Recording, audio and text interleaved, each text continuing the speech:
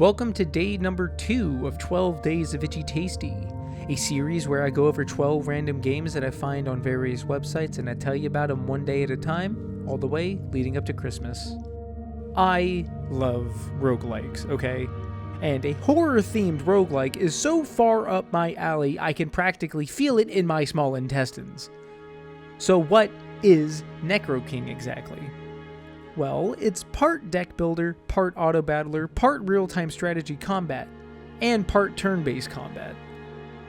In the game, you play as the king of all skeletons, the NECROKING, and you partake in what I can only presume to be a sequence of mass murders where you roam the countryside, taking out other kings that are after your land of spooks and creeps.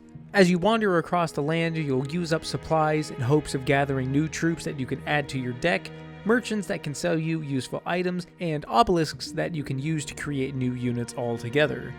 The combat is section-based, where some units are limited to only certain areas of the combat map that you can play them in, and you essentially play out turns by spending mana and souls in order to play more of your units that you've collected as they steadily careen towards each other like a bunch of metalheads at a concert performing a wall of death.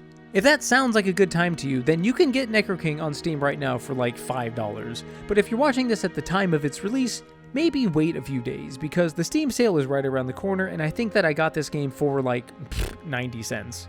But I would be lying to you if I didn't give my full honest opinion on it, which is that NECROKING is fine. There's something about the assembly of all these systems that just don't really click with me in the way that it did for my friend that I was streaming this to while recording for the footage.